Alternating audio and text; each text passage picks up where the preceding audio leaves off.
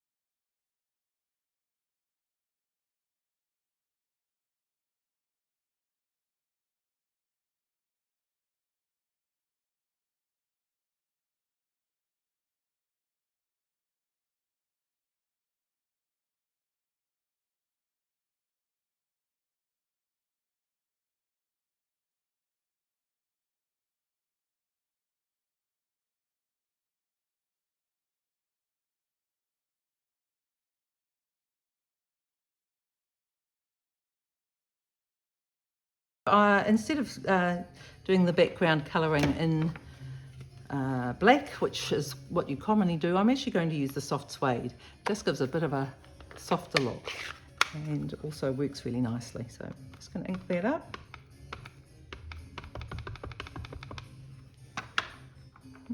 Just to make sure you do have enough ink on there.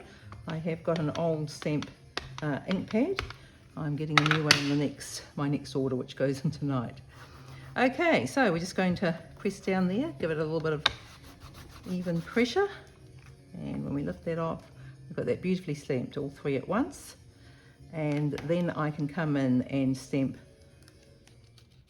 the colours. But I can get into production mode. Oh, that one's a broken one. I have got another one I prepared earlier.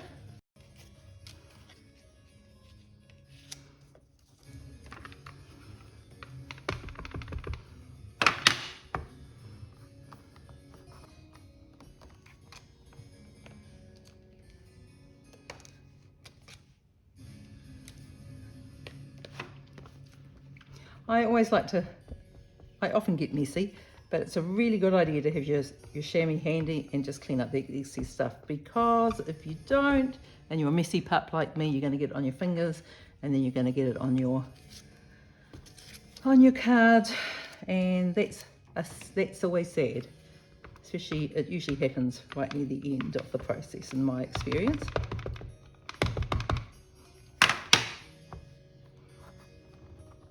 This will be much easier to do once I get my new stamp pad, because it'll be a lot juicier and more suitable for these cling stamps. These are very old. There we go, one more. And then I'm going to do a batch of pastel backgrounds to complete a nice batch of cards. And this would be great if you were doing a set for a gift. You could make them similar, through a range of pastel colours or bright colours, whatever you prefer. If I was using brights, I would probably use black. Right, so now I'm ready to add colour. I'm going to still use my Stamparatus just because it's got this nice stamping surface. I often use it when I'm stamping small things, especially the cling stamps, which do need a bit of extra cushioning. Okay, so what we need is we need these solid stamps, which are on this other side. No, it's managed to migrate to this side.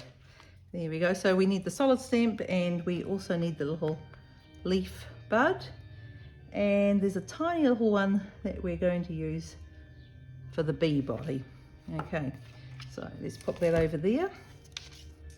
The bee body one I'm going to put on this very small one, and this one is the bee body and the centre of the flower. So they think of everything. Okay, so I'm using slightly bigger block for the flower itself. And the colour I was going to choose, what colour was I going to choose for this?